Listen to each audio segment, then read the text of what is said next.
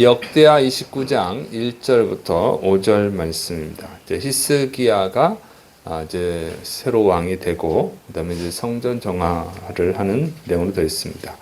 자, 첫째는 이제 히스기야가 유다의 제 13대 왕으로 즉위합니다. 역대하 29장 1절 히스기야가 왕위에 오를 때에 나이가 25세라 예루살렘에서 29년 동안 다스리니라. 그의 어머니의 이름은 아비야요 스가랴의 딸이더라.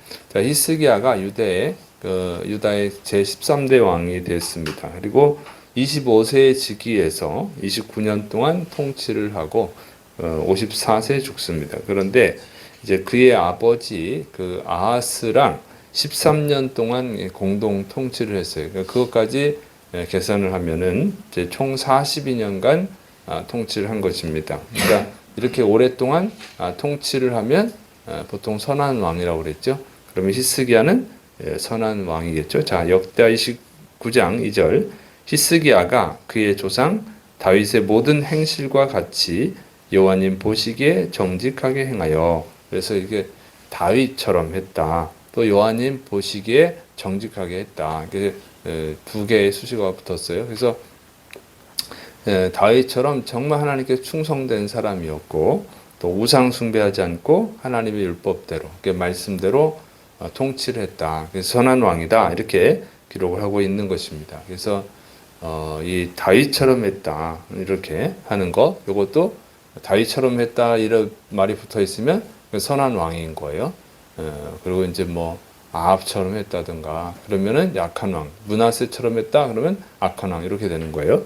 그래서 이 선한 왕이었습니다. 그래서 히스기야의 아버지 아하스는요 악한 왕이었죠. 아주 사악한 우상 숭배자였잖아요. 그런데 그의 아들 히스기야가 정말 하나님을 잘 믿은 신실한 믿음을 가진 사람이었다고 하는 것은 놀라운 일이죠. 왜냐하면 보통은 부모의 신앙을 따라가잖아요. 그래서 보통 부모가 악하면 우상숭배자면 자식들도 우상숭배자인데 히스기야는 특이하게 이 아하스 아버지는 우상숭배자, 아주 사악한 우상숭배자였는데 히스기야는 아주 선한 왕, 하나님을 잘 섬기는 왕이 되었다고 하는 것이죠. 자, 이렇게 신실한 믿음을 가진 히스기야를 유다의 왕으로 세워주신 것은 하나님이 백성들에게 이제 기회를 주신 것입니다. 그리고 이제 여기 기록은 안 돼 있지만 아무래도 이렇게 신실한 믿음을 가진 왕을 세운 것은 하나님께서 그 신실한 믿음을 가진 백성들의 기도에 응답했을 것으로 봅니다. 그러니까 누군가는 간절히 기도한 거예요. 거기에 하나님 응답을 해서 신실한 왕을 세운 것이죠. 자, 하나님은 백성을 심판할 때는요, 악한 왕을 세워요. 그리고 백성을 축복할 때, 백성의 은혜를 베풀 때는 선한 왕을 세워주시는 것입니다. 그러니까 악한 왕이 나쁜 영향을 끼쳐요. 물론 악한 왕이 통치를 하면 악해집니다. 그러니까 이제 그러면 또 심판을 하는 거예요. 선한 왕은 선한 영향을 끼치죠. 그런데 그러니까 대체로 악해야지 하나님이 심판하는 거지. 왕만 악한데 백성을 심판하진 않아요. 그러니까 왕만 악하면 왕만 심판하는 것입니다. 또 대체로 백성이 선해지면 그러면 하나님께서 축복을 주셔요. 그런데 히스기야 같은 선한 왕을 세우는 것은 어쨌든 누군가 하나님의 백성들이 간절히 기도해서, 그러니까 그럴 땐 소수일 때라도 소돔과 고모라에 의인 10명 있으면 안 망하게 하신다고 한 것처럼 하나님이 생각하시는 어느 정도의 인원이 간절히 기도하면 또 선을 베풀기도 하는 것이죠. 그래서 이렇게 이 당시를 보면은 은혜를 베푸는 거예요. 그러니까 기회를 주는 거지. 뭐 축복을 주기 위한 것이 아니라 선한 왕을 세워서 회개할 수 있는 기회를 주신 거라고 봅니다. 자, 그래서 우리가 간절히 기도해야 될 줄을 믿으시기 바랍니다.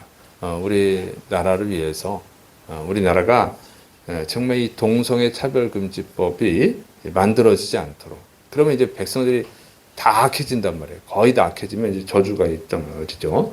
그래서 그런 일이 벌어지지 않도록 또 예배와 전도를 방해하지 않는 그런 통치자가 세워지도록 기도해야 되고, 또 범죄자들에게 희망을 주는 그런 악한 자가 범죄자가 대통령이 되지 않도록 우리가 기도해야 되고, 착한 사람들, 성실한 사람들, 그런 사람들, 그런 국민들에게 희망을 주는 그런 대통령을 뽑아달라고 우리가 기도해야 될 줄을 믿으시 바랍니다.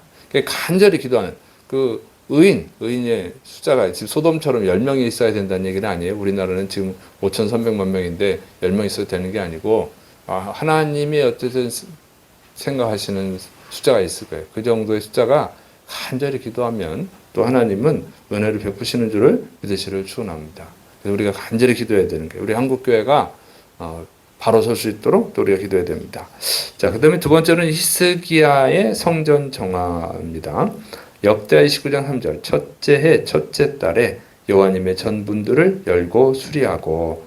자, 히스기야는 왕이 된 첫째 해 첫째 달에 여호와님의 전문들을 열고 성전을 수리했다, 그 얘기입니다. 근데 이제 성전, 여호와의 문, 그러니까 하나님의 성전 문을 열고 수리해야만 되는 상황인 거죠, 지금이. 그리고 왜 그러냐면 히스기야의 아버지 아하스가 성전 문을 닫고 하나님께 제사 드리는 걸 금지하고 성전의 기물들을 우상 숭배하는 데 사용하고 아니면 파괴하고 이런 일을 했기 때문에 이제 히스기야가 다시 하나님께 제사를 드리려고 하니까 파괴된 것들을 수리해야 되고 성전문을 열어야 되고 이런 상황이 된 것이죠. 근데 히스기야가 이제 왕이 되자마자 이런 일을 했다고 하는 거예요. 먼저 하나님께 제사 드리기 위한 일을 준비했다고 하는 것이죠. 그러니까 이 히스기야는 그의 아버지하고 정말 완전 반대되는 그런 신앙을 가졌습니다. 자, 그런데 이렇게 지도자가 이렇게 중요한 거예요. 누가 되느냐에 따라서. 아하스가 왕이었을 때는 성전문을 닫아버렸다는 거예요. 그리고 히스기야가 왕이 되니까 성전문을 열었다는 것이죠. 그러니까 이게 잘못된 통치자가 세워지면 예배 드리기도 힘들어요. 우리나라 역사에 그런 역사가 있죠. 예배를 못 드린 역사가. 그러니까 일제강점기 때 일본이 신사참배를 강요하고, 그다음에 예배, 그 따르지 않으면 예배를 못 드리게 폐쇄해버리고, 성전문을, 교회문을 폐쇄해버렸어요. 그리고 평양은 뭐 아시아의 예루살렘이다, 이런 얘기를 들을 정도로 부흥을 했었던 곳인데, 공산정권, 김일성 공산당이 들어서니까 성전을, 그 교회당을 다 파괴해버리고 공산당사로 써버리고 예배를 못 드리게 했죠. 그런 일이 있었고, 우리 이제 남한에서는요, 문재인 전 대통령이 코로나 때 코로나를 핑계로 해서 예배를 못 드리게 교회를 폐쇄하고 항의하니까 뭐 10명 드리면 된다, 뭐 20명 드리면 된다, 이렇게 장난을 했어요. 자, 뭐 어떤 이유로든지 간에 예배를 폐쇄하거나 단속하는 것은 사탄이 하는 짓이죠. 사탄의 종로를 타는 거예요. 그래서 뭐 아무리 우리 기준은, 그리스도인의 기준은 다른 게 아니에요. 예배, 하나님께 예배 드리게 하느냐 못 드리게 하느냐, 하나님이 위하는 동성애를 확산을 시키느냐, 동성애를 반대하느냐, 이런 것으로 하는 것이죠. 그래서 아무리 인기가 좋고 아무리 나라를 잘 운영해서도 하나님의 기준에서 어긋나면 악한 왕이죠. 그러니까 북이스라엘의 아합은요, 나라를 한때 아주 경제를 살리고 나라를 강대국으로 만들었어요. 그러니까 좋은 왕이거든요, 인간적으로 보면. 근데 성경은 그냥 악한 왕일 뿐이지, 그가 아무리 나라를 잘 크게 확장을 시키고 했어도 그냥 성경의 평가, 하나님의 평가는 약한 왕이에요. 그러니까 우리 기준은 세상 사람과 다르다. 우리가 중요하게 여기는 것은 하나님께 예배드리는 걸 방해하지 않는 것, 동성애를 확산시키지 않는 것, 이게 중요합니다. 그래서 우리 그리스도인들은 하나님 앞에 설 때를 생각을 해야죠. 동성애 차별금지법을 만들겠다는 사람을 대통령으로 뽑았습니다, 이렇게 가지고 하나님 앞에 설 수는 없잖아요. 그러니까 그러면 하나님 앞에 죄인이 되는 거예요. 그래서 우리 기준은 항상 이 선한 왕을, 선한 사람을 대통령으로 뽑아주십시오, 하나님. 선한 사람을 국회의원으로 뽑아주십시오 할 때 그 선한 것이 하나님의 말씀에 어긋나지 않는 것을 말하는 것이지, 나라를 잘 살게 만들고 국민을 부자로 만들고 물론 이거 그러면 좋죠. 그건 좋은데 그거는 두 번째 문제고 그보다 더 중요한 것은 신앙의 문제라고 하는 거예요. 우리 그리스도인들은. 응? 그래도 그리고 또 선한 영향력을 끼칠 사람을 뽑아야지.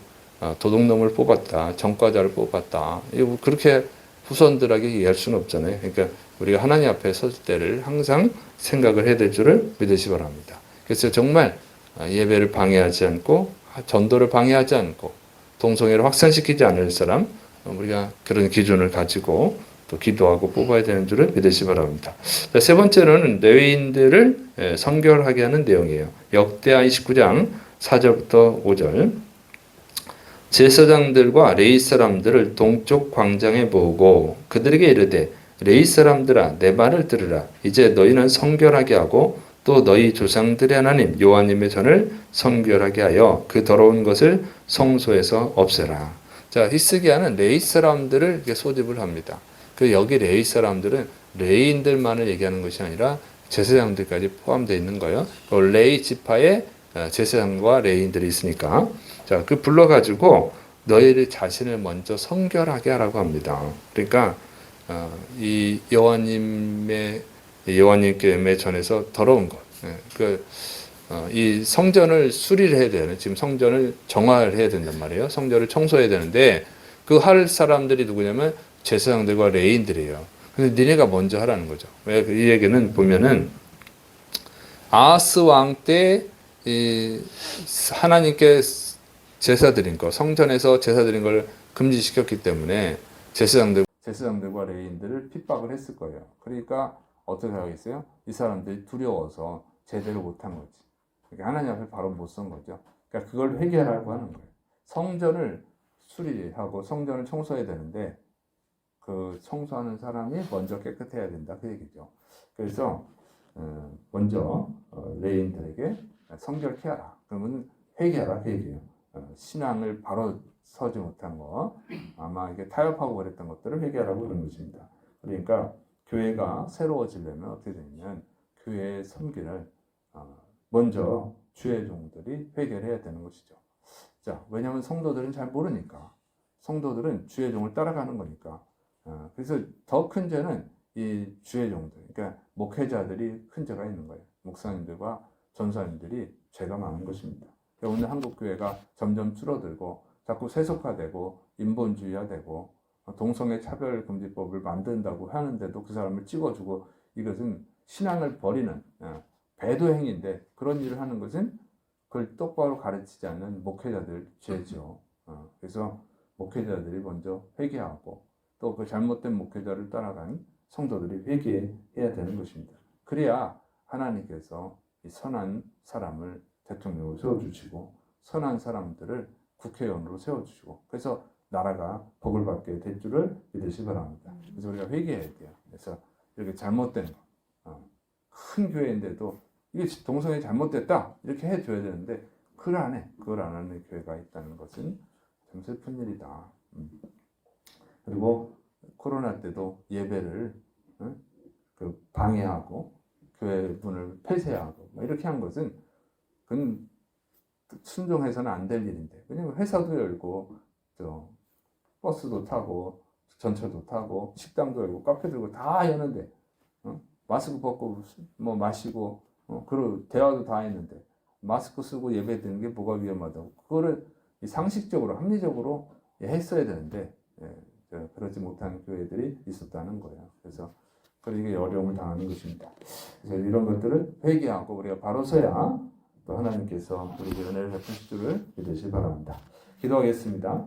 사랑이 많으신 하나님 아버지, 우리나라를 위해서, 우리 한국교회를 위해서 하나님 좋은 지도자들, 대통령들을 또 국회의원들을 또 장관들을 세워 주옵소서. 그러나 우리가 먼저 하나님 앞에 바로 서게 하여 주옵소서. 목회자들이 회개하고 하나님 앞에 바로 설 수 있도록 붙들어 주옵소서. 예수님의 이름으로 감사하며 기도드립니다. 아멘.